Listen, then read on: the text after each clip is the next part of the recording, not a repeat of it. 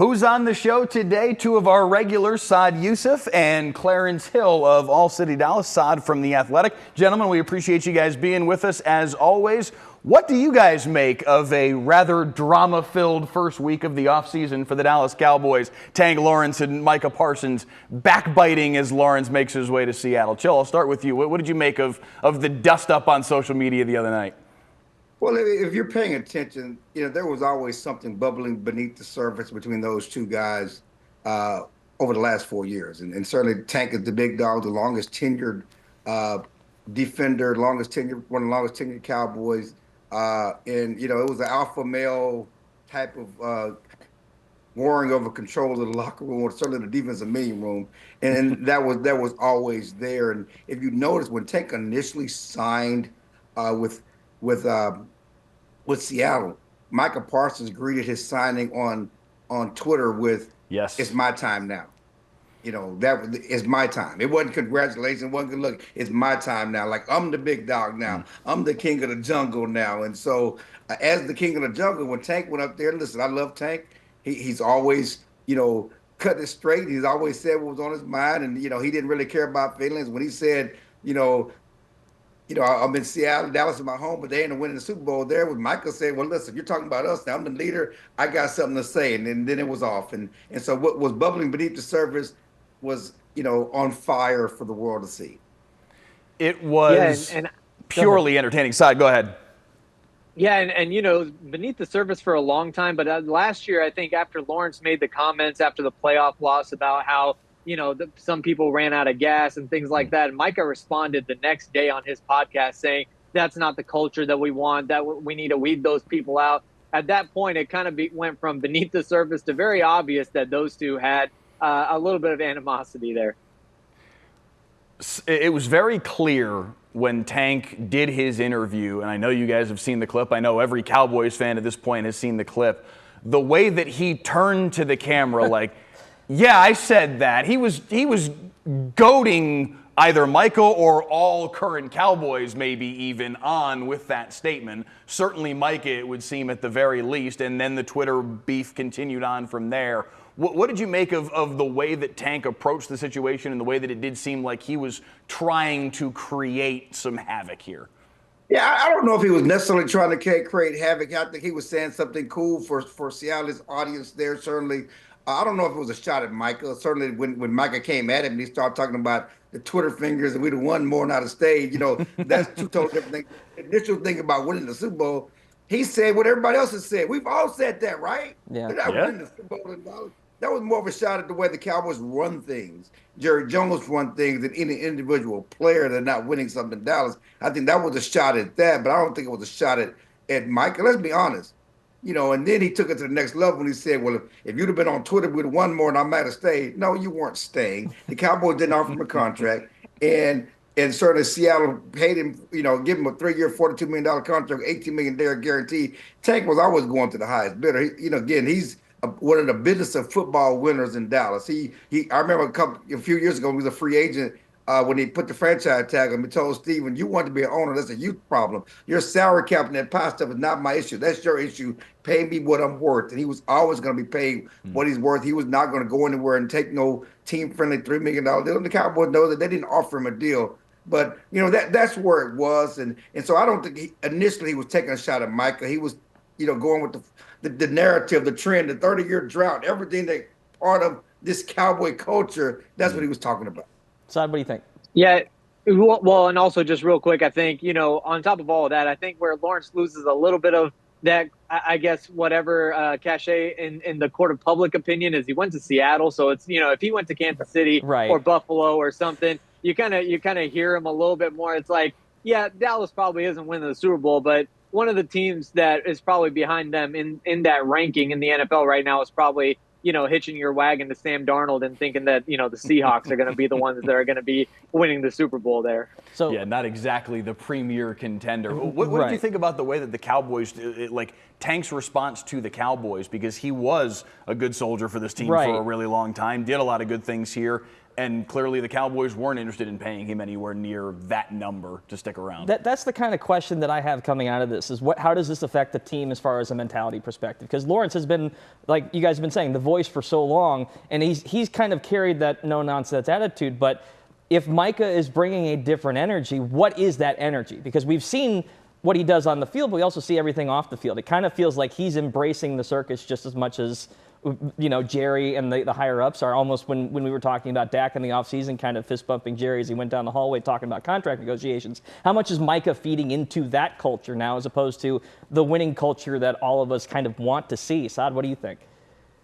Well, I think it's a generational gap type of thing as well. This is just kind of what these younger guys, Micah, all these guys, Trayvon Diggs falls into this category. I think Dak is more of the older guard when it comes to this stuff.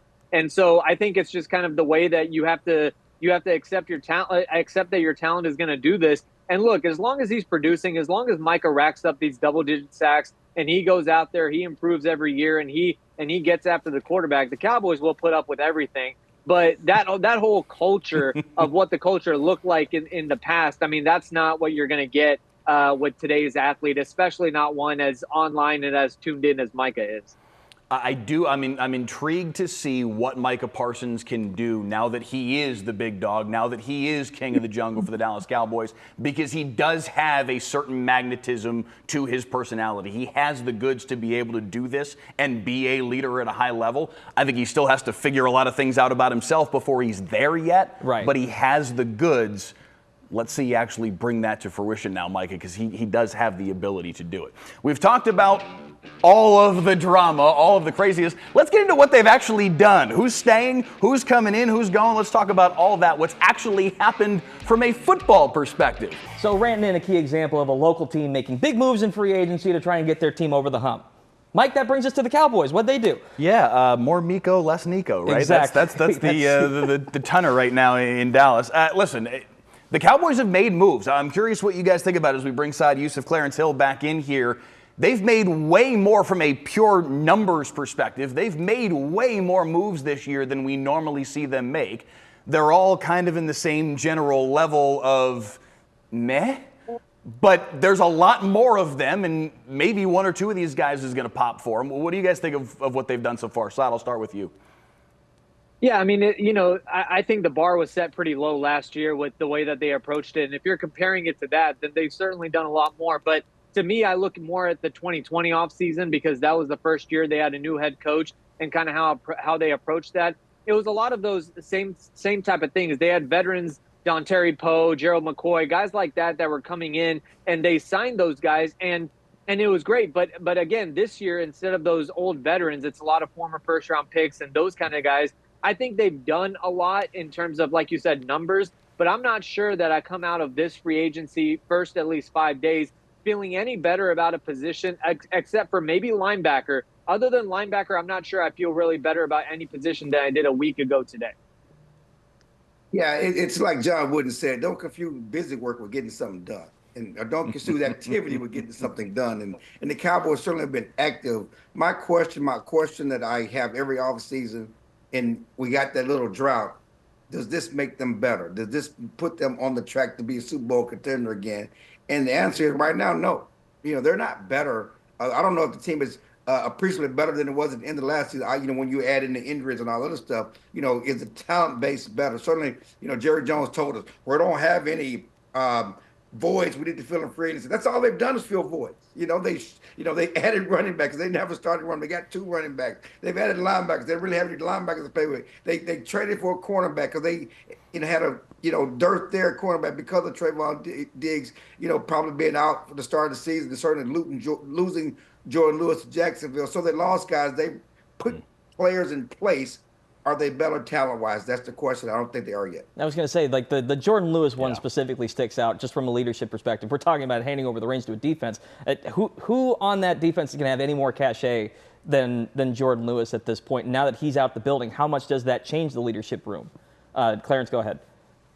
I mean, you got some guys there. So also, I think that one thing we need to note, when the Cowboys made a decision to let Jordan go, made a decision to let Tank go, they were basically enabling Micah Parsons. They're basically saying, this is your team. because they're getting ready to not only make him one of the longest tenured guys on the defense, along with Trayvon Diggs and Osa and Donovan Lewis. I mean Donovan Wilson. I'm sorry, but they're also getting ready to pay him. At least from our understanding, they're going to make him the highest paid defender in NFL history whenever that contract done. So they're basically giving him the green light to be that guy.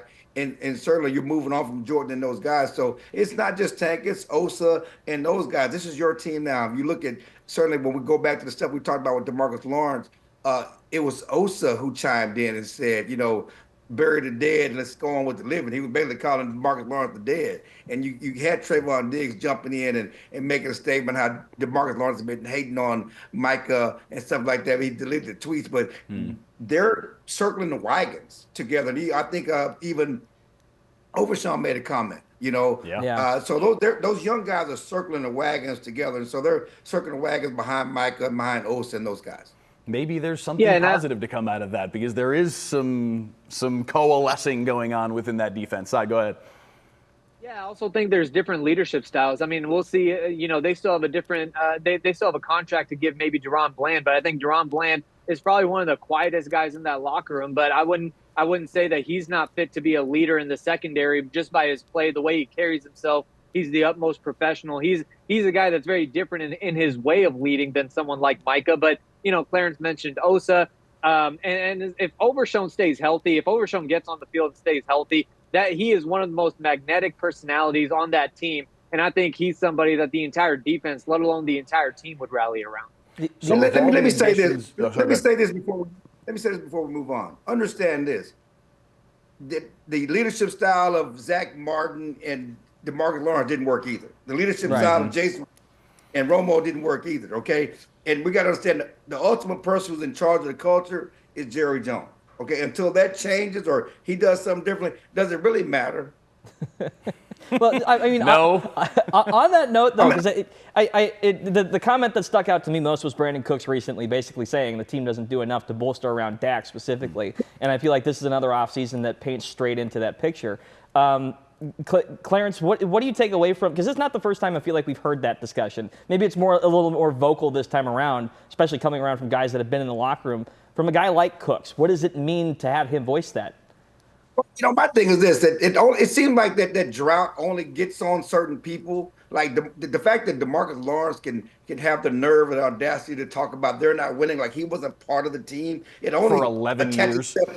It only attaches itself to Dak and the quarterbacks. Like Dak's the reason why we're not winning. It's everybody. It's all those. That's why I brought in witness that they're all part of the thing. But yeah, they have to do more to help Dak. I mean, you look at what Philadelphia's done. I think Philadelphia's always been the blueprint for how they do things opposite the Cowboys. They paid their quarterback. They also paid their receiver. They got 2 receivers. They paid the offensive lineman. They went and got Saquon Barkley. Just because you pay your quarterback a lot of money doesn't mean you don't have to give him help.